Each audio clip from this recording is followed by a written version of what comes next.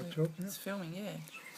We have a map here of Fitchner Drive in Ludmilla, and this section A is being rezoned from Aboriginal land to now industrial, for industrial use. They can build sheds on there or shops, and all over the Aboriginal land includes sacred sites here.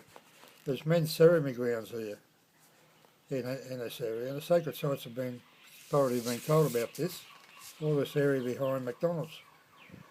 The traditional owners fenced it off one stage and told people to keep out, but it's been rezoned now, and they're going to bulldoze that. And over here they're going to bulldoze this. This has been rezoned as Aboriginal land at Kulaluk. It's been rezoned to the same thing, industrial sheds can be built there. Now this is a Pukarami burial ground, this section here. This is a TV Islanders burial ground. And that photo, this photo was taken in the 1960s. It shows the totem poles on that site and the burial mounds there. On where the bee is. On where B is, yeah. Where's Mamarama?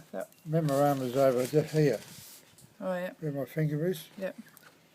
And this used to be Rita Dixon home. Now the Guawa Daraniki people claimed they didn't know, there was nothing there, they didn't know anything about this Pukarami site. And they said they don't care anyway, they'll still go ahead and have it rezoned. It's been rezoned. Who are those people, Jack? There's only 5 people out there. There's Alan Secretary and the main person out there has been Albert Trees. He claims to be an elder, but in fact he's a Maori. And he's been selling that land for 30 years. Aboriginal land. The land was given by Judge Woodward, all this land here, and the land on the other side of Dick Ward Drive, was given to the Aboriginal people by Judge Woodward back in about 1979, I think. And he stated that the land should not be given, the lease should not be given to the Guawa Daraniki Association because of a dysfunctional organisation. They only had one white man running the Guawa Daraniki, Bill Day. And the Prime Minister's own department also recommended that the lease be not given to the Guawa Daraniki for the same reason. But Paul Emeryam, the Minister back in '79, the Chief Minister of the Northern Territory, gave it to the Guawa Daraniki. And it's been proven since that they're just incapable of managing the land by simply agreeing to rezone this land here. That's a burial ground. So what are they going to do with these skeletons and skulls and bones that are dug up? Don't know. Have they dug them up, or are they just filling them in? No, they haven't touched the land just yet. Where's the mound that's on the other side? The mounds are in this zone B. You know, on Dickwood Drive, there's some big hills that have been growing from the landfill. Well, the big hills are over this side. Yeah.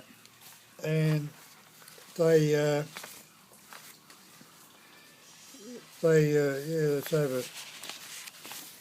this side here.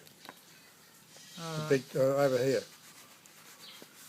or right opposite this zone A, on the other side of Dickwood Drive. Okay. Now those hills were legally put there in the first place.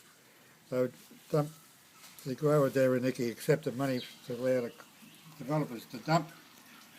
There was all sorts of rubbish inside in the earth and that they dumped.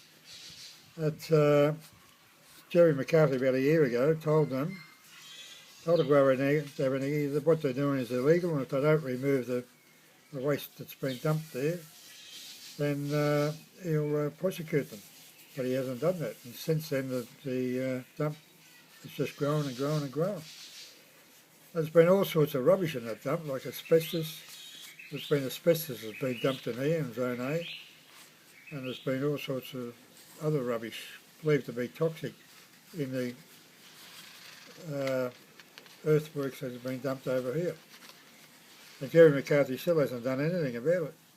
As a matter of fact, he was the one that signed off that these 2 areas, Aboriginal areas, with sacred sites in them, be rezoned so industrial sheds can be built there.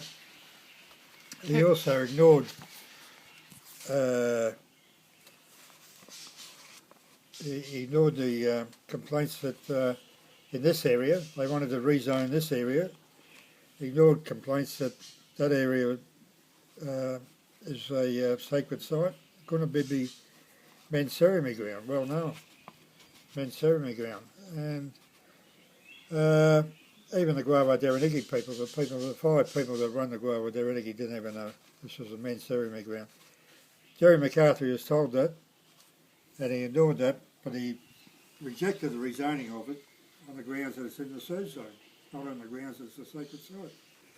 From what I know, the Sacred Sites Authority are now looking into this Area B and probably in Area A, because they did say back in the 60s, I think, in about the, no, it was about 1982, I think they stated that they recognise these sites as the Kunnabibbi one here and the Pukurami here as sacred sites, but they said there's no need to register them as sacred sites because they're on Aboriginal ground, and they'll be protected by the Aboriginal people. Well, the Aboriginal people are not protecting them, they're selling them, and they're going ahead to destroy them, these sacred sites. So, as I understand the sacred sites, they're having another look at it now with the idea of registering these sites.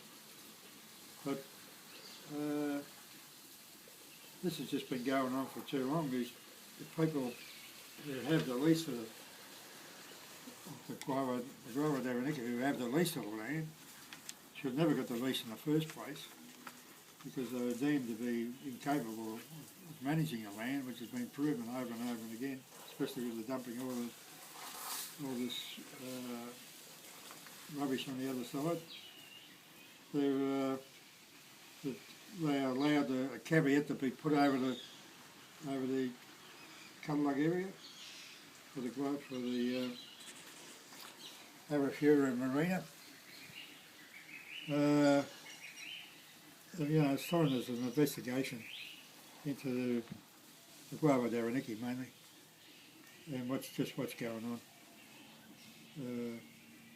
Just a full investigation's got to be had, and possibly the lease taken off the Guava Dereniki and given to a board that should be set up, an Aboriginal board with Larrakia on it, and that was the recommendation of Judge Woodward. So the board be set up and the lease be given to a board, Aboriginal board, and that should be done now. The lease should be revoked and a board set up, and the area protected for what it was meant to be, a conservation area and nature park.